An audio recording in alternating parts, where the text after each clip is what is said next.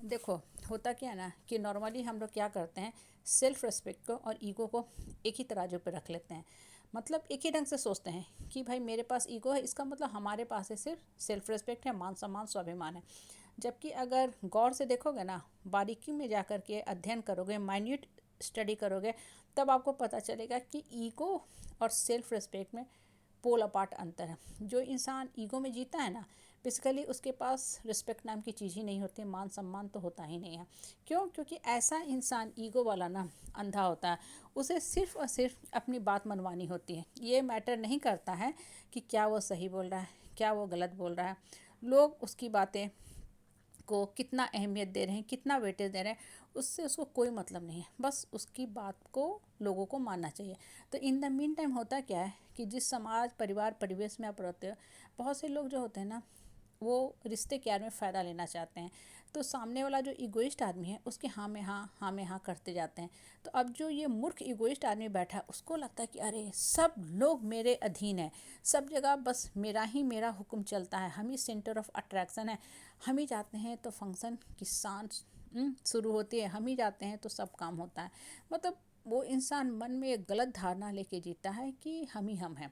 और वो ये नहीं समझता है कि सामने वाला आदमी जो आपको इतना मान सम्मान दे रहा है, वो कहीं ना कहीं आपसे कुछ ना कुछ प्रॉफिट ले रहा, बेनिफिट ले रहा है, इसलिए आपको इतना इज्जत दिया जा रहा है। क्योंकि इगोइस्ट आदमी का जो ब्रेन होता है, माइंड होता है ना, ब्लॉक होता है। वो ब्रेन और माइंड काम नहीं करता, वो सही और गलत परख ही नहीं पाता है। उसको सिर्फ चाहिए कि लोग मेरी चापलूसी और चाटुकरी करते जाए, लोग मेरे हाँ में हाँ करते जाए, ताकि भाई मेरा जो ईगो है उसको बल मिलता जाए, कि तसल्ली होता जाए कि भाई मेरा समाज में मान सम्मान है। जो एक ईगोइस्ट आदमी होता है ना, वो बेसिकली झूठ की आड़ में जीता है कि सब लोग मेरे को मान सम्मान दे रहे हैं, मेरा बात की कदर कर रहे हैं, जबकि होता बिल्कुल अपोजिट है। और जिस इंसान के पास सेल्फ रिस्पेक्ट रहेगा, हाई एनर्जी की पावर रहेगी, सेल्फ रिस्पेक्ट वाला जो आदमी होता है ना, वो देखोगे बहुत पॉजिटिव रहता है। पहली बात, ठीक है, वो परिस्थिति की मार भी झेलेगा ना, तो उस मार में वो रोएगा नहीं, वो अपने लिए ऑप्शन तलाशेगा, और इसलिए वो निकल भी जाता है। बहुत लोग देखोगे जीवन में बहुत विपरीत परिस्थिति परेशानी झेलते हैं, रोते भी हैं, बिलखते भी हैं, लेकिन वो हार नहीं मानते हैं। उनके अंदर की आत्मा की जो क्वालिटी होती है, पावर होती है, अदम्य शक्ति और साहस भरी होती है, वो उनको हमेशा बाउंस बैक करने के लिए, बढ़ने के लिए मोटिवेट करती है, और ऐसे लोग बढ़ जाते हैं।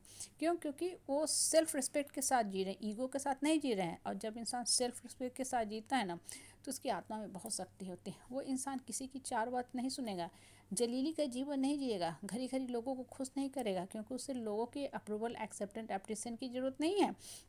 लोगों की चाटुकरी चापलूसी नहीं करेगा, लोगों के छत्र छाया में नहीं जिएगा। उसका मान सम्मान स्वाभिमान बहुत ऊंचा है, सर उठा के वो जीता है।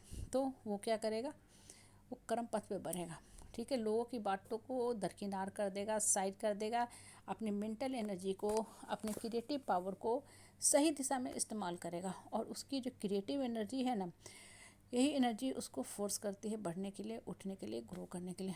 और ऐसा इंसान ना एक समय के बाद बहुत अच्छा ग्रो भी कर जाता है। ऐसा नहीं कि उसकी शक्ति वेस्ट गई, उसका काम जो किया वो सारा वेस्ट गया, बिल्कुल नहीं। उसकी सारी एनर्जी एक समय के बाद उसको कलेक्टिवली रिजल्ट देती है, और बहुत बड़ा रिजल्ट मिलता है उसको, क्योंकि उस इंसान ने अपने मान सम्मान स्वाभिमान की रक्षा के लिए कर्म पथ पे वो बढ़ता गया।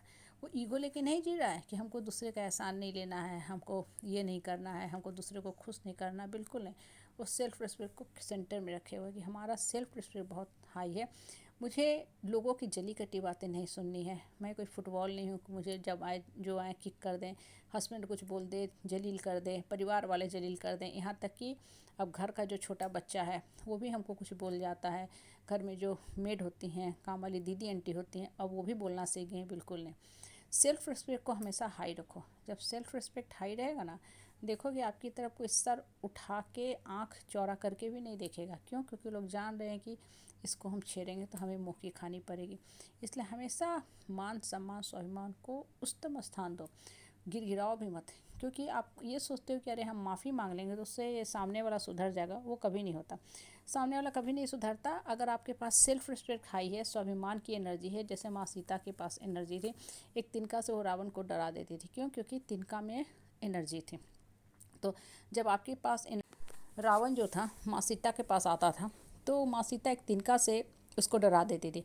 वो तिनका नहीं था, वो बेसिकली माँ सीता के शक्ति को दर्शा रहा था, इसलिए रावण डर जाता था। तो जब आपके अंदर भी शक्ति रहेगी ना, तो सामने वाला आपके सामने कुछ भी गलत बोलने के पहले एक बार सोचेगा कि कहीं हमको मुंह की खानी ना पड़े। इसलिए हमेशा मान सम्मान को सर्वोपरि स्थान दो, किसी से मत डरो। आपका जो रियल पावर है, आपकी सेल्फ रिस्पेक्ट, आपकी आत्मा कह सकते हैं, फिर काहे का डरना। और जब जितना ज़्यादा आप डरोगे ना, आप ये मान के चलो लोग आपको और डराएंगे। तकिया नर्म होता है, जितना ज़्यादा नर्म तकिया होता है उसको हर एंगल से हम मोड़ लेते हैं ताकि हमें सोने में आराम लगे। वही हाल है इंसान का। जो इंसान जितना ज़्यादा डरता है, कॉम्प्रोमाइज़ करता है ना, उसके ऊपर सब लोग चढ़ के रहते हैं, डराते भी हैं। आप देखना, जिस परिवार में आप रहते हो निकटवर्ती, अगर कहीं समाज है या कहीं जॉब भी करते हो, उसी के ऊपर चार लोग चढ़ते हैं जो सबके साथ कॉम्प्रोमाइज़ करता है, या यूँ बोलो कहीं ना कहीं अपने अंतर्मन की शक्ति को नहीं पहचानता। जो टाइट रहता है, एक बार कड़क के जवाब देना, उसके सामने लोग खड़े भी नहीं होंगे, भाग जाएंगे, नहीं ये हमको कुछ बात सुना देगा। इसलिए सर उठा के जियो, हमेशा मान सम्मान को सर्वोपरि स्थान दो।